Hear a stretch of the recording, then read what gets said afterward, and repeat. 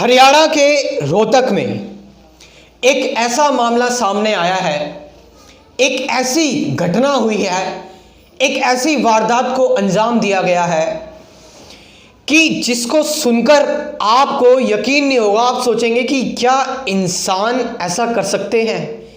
क्या ये काम इंसानों ने ही किया है ना? आप सोच में पड़ जाएंगे एक पल के लिए कि ये हुआ क्या है, ये कैसे हो गया।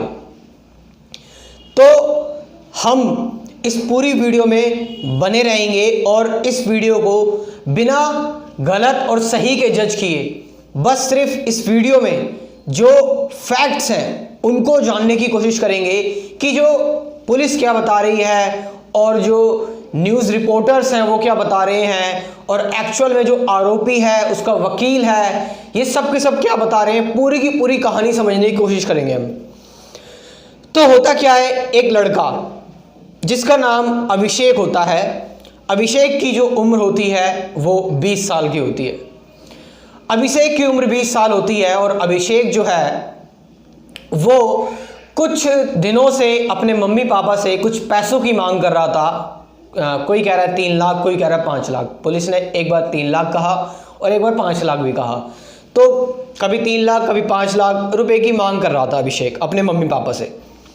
तो अभिषेक के मम्मी पापा ने उसको ऑलरेडी काफ़ी फैसिलिटीज़ दे रखी थी। उसको एक बढ़िया सी कार दिला रखी थी, उसको एक बढ़िया सा आईफोन दिला रखा था और टिकटॉक पर वीडियोस बनाता था, इंस्टाग्राम रील्स, ये सारी की सारी चीज़ें करता था अभिषेक। तो होता क्या है, कुछ दिनों तक जो है ये तनातनी चलती है, परिवार में थोड़ा सा लड़ाई झगड़ा होता है, इस चीज़ को लेकर बहसबाजी होती है और परिवार वाले जो हैं वो थोड़े से अभिषेक से खफा हो जाते हैं।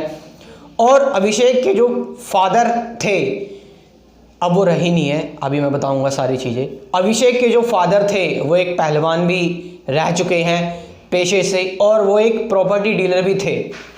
तो अभिषेक के जो फादर थे वो ऐसी ऐसी कुछ पोस्ट डालते थे सोशल मीडिया पर जिससे लगता था उनकी पोस्ट से कि उनके साथ कुछ अच्छा नहीं हुआ, उनके साथ कुछ ठीक नहीं हो रहा है, ठीक नहीं चल रहा है। तो होता क्या है, ये जो सारे का सारा परिवार में जो एक कलह होता है, ये जो परेशानी होती है, इसको सुलझाने के लिए अभिषेक की नानी आती है। अभिषेक की नानी आती है इस परिवार में, ये अभिषेक की वजह से जो इतना सारा कुछ हो रहा है ये सुलझाने के लिए। तो क्या होता है, बहुत ज़्यादा नानी समझाती है अभिषेक को, पेरेंट्स जो हैं वो अभिषेक को समझाते हैं। तो ठीक है, समझा देते, ठीक है, अब नानी वहीं पर है। अब थोड़ी देर बाद क्या होता है, अभिषेक जो है 27 तारीख की बात है, अभिषेक जो है वो घर से निकलता है और जब घर से निकलता है और वापस आता है तो वो देखता है, वो दरवाज़ा खटखटाता है और वो देखता है कि ये घर क्यों नहीं खुल रहा है, कोई गेट क्यों नहीं खुल रहा है। तो वो घर पे जाकर चिल्लाता है, बोलता है और पुलिस को बुलाया जाता है और उसके जो पड़ोसी वगैरह है, उसके चाचा वगैरह, उनको बुलाया जाता है। तो सबके सब जो हैं वो गेट खोलते हैं, धक्का मार के तोड़ते हैं और देखते हैं कि उस घर में अभिषेक की बहन, अभिषेक की मम्मी, अभिषेक के पापा और अभिषेक की जो नानी आई हुई थी, इन सब की डेथ हो जाती है, इन सब के गोली लग जाती है। कोई गोली मार के चला जाता है और इनके जो इन्होंने पहन रखे होते हैं ज्वेल्स वगैरह वो भी ले जाता है। तो इससे परिवार को लगता है कि कोई प्रॉपर्टी का विवाद होगा या फिर कोई चोर या लुटेरा आया होगा।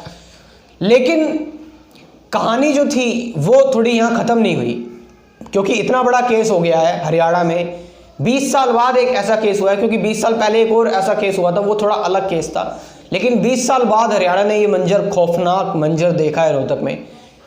तो पुलिस पूछताछ जारी करती है और अभिषेक काफ़ी रो रहा होता है, काफ़ी परेशान है। सिंपल सी बात है, पेरेंट्स अगर किसी के चले जाएंगे, बहन चली जाएगी, जिस बहन से राखी बंधवाई थी अभी रिसेंटली 22 अगस्त को, वो बहन भी चली गई।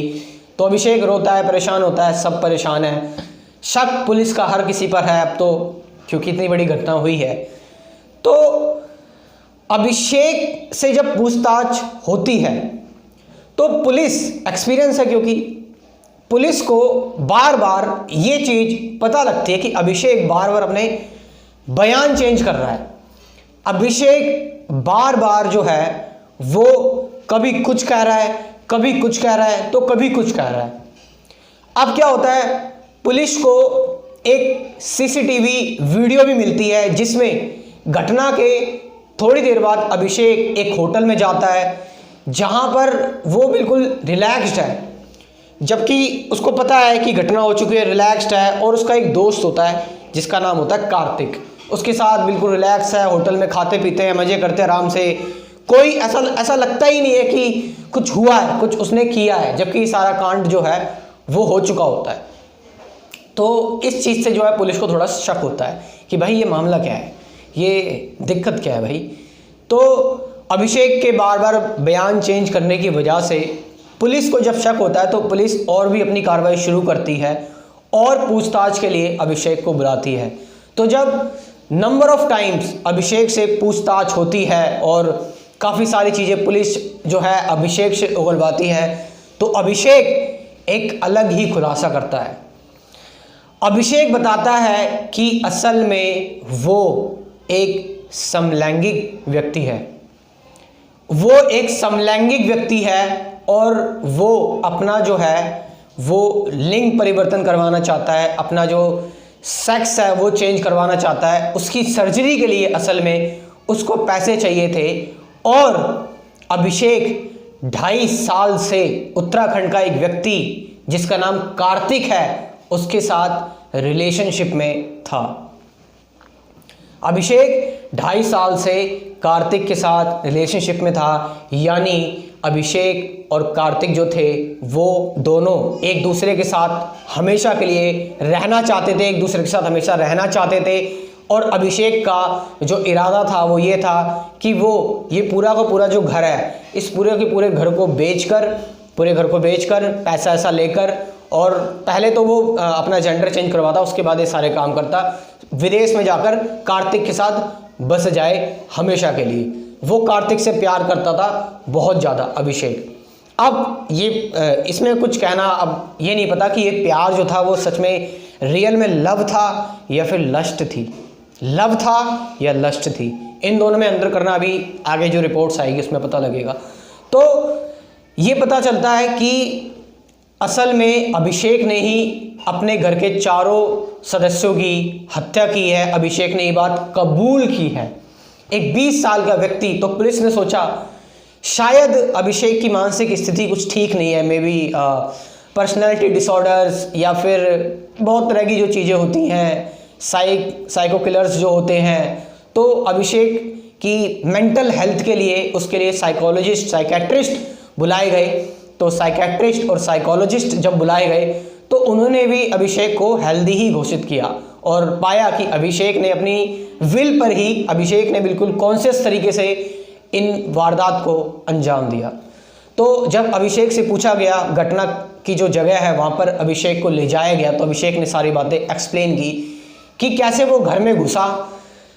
घर में वो जैसे ही घुसा, अब क्योंकि पैसे उसको मिल नहीं रहे हैं अभिषेक को, और अभिषेक ने यह भी बताया कि जो मैं जब से कार्तिक के साथ रिलेशनशिप में था 2.5 साल से, क्योंकि अभिषेक समलैंगिक जो व्यक्ति है और अपना जेंडर चेंज करवाना चाहता है, अभिषेक क्योंकि समलैंगिक है, जेंडर चेंज करवाना चाहता है, तो इस बात से अभिषेक के जो घर वाले थे, और हम समझ सकते हैं ये हरियाणा है, यहाँ पर आप एक पहलवान के लड़के हैं, और तो स्टार्टिंग में पेरेंट्स को एक्सेप्ट करने में बहुत ज़्यादा दिक्कत होती है क्योंकि पहली बार ये एक्सपीरियंस हो रहा है और इतनी अवेयरनेस नहीं है। तो अभिषेक ने बताया कि इस चक्कर में मेरे जो पेरेंट्स थे, जब उनको पता लगता है कि मैं कार्तिक मेरा सिर्फ दोस्त नहीं है बल्कि मैं उसके साथ रिलेशनशिप में हूँ, तो उसके घर वाले इस चीज़ का विरोध करते हैं, उसके घर वालों को गुस्सा आता है। और उसके जो घर वाले हैं वो, अभिषेक ऐसा कह रहा है कि उसको बहुत ज़्यादा मेंटली जो टॉर्चर करने का उसको वो मिला, सामना करना पड़ा, मेंटली बहुत ज़्यादा हैरेसमेंट हुई अभिषेक को। अभिषेक बहुत परेशान, बहुत दिक्कत में, बहुत तकलीफ़ में रहा।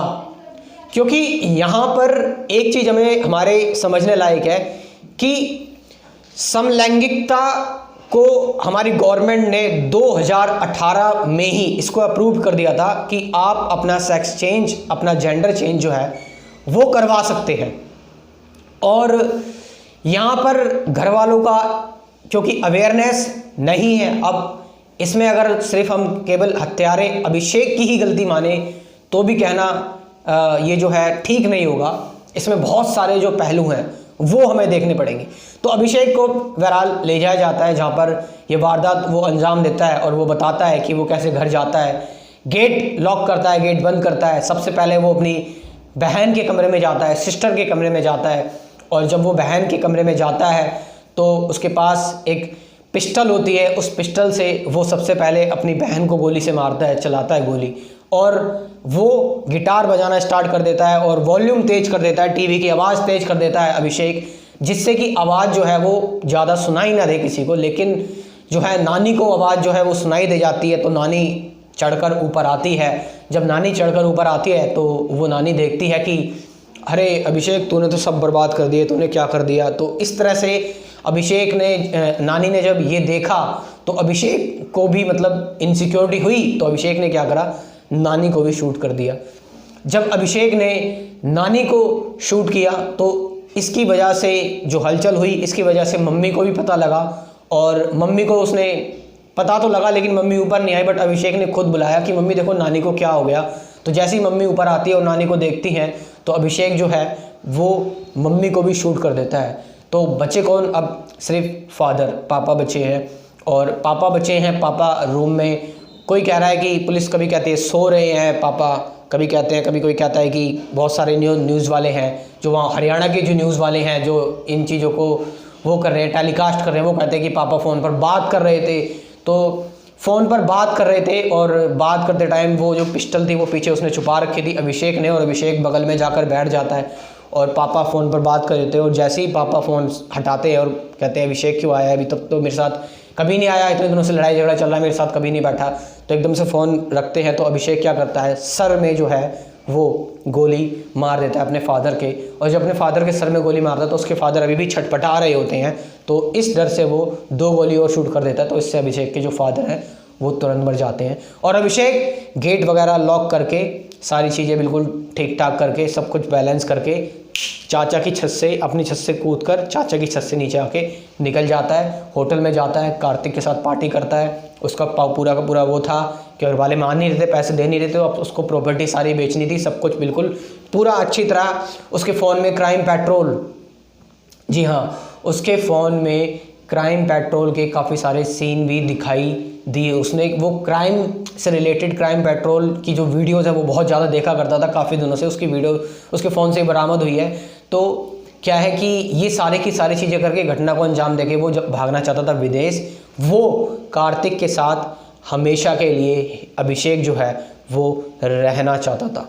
तो ये पूरा का पूरा जो है वो खुलासा हुआ। तो लेकिन अभिषेक के जो वकील हैं उन्होंने एक अलग से एक पहलू रखा है। हमें देखिए, everyone is innocent until proven guilty, ये बहुत फेमस लाइन है हमारे कॉन्स्टिट्यूशन में, everyone is innocent until proven guilty.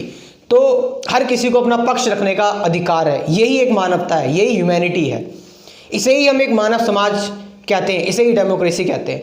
तो अभिषेक के जो वकील हैं उनका कहना है कि अभिषेक को बलि का बकरा बनाया जा रहा है। ये सारा का सारा जो खेल है ये हो सकता है अभिषेक के दोस्त, हाँ, कार्तिक की गिरफ्तारी नहीं हुई, पुलिस ने अभी तक कार्तिक को गिरफ्तार नहीं किया, जो अभिषेक का दोस्त था या उसका बॉयफ्रेंड कह लीजिए, उससे प्यार करने वाला है वो कह लीजिए, तो पुलिस ने अभी तक उसको गिरफ्तार नहीं किया। तो अभिषेक के जो वकील है वही कह रहे हैं कि पुलिस जो है अभिषेक को बलि का बकरा बना रही है, पुलिस को ज़्यादा काम ना करना पड़े इसलिए सब कुछ जो है वो अभिषेक पर थोप रही है।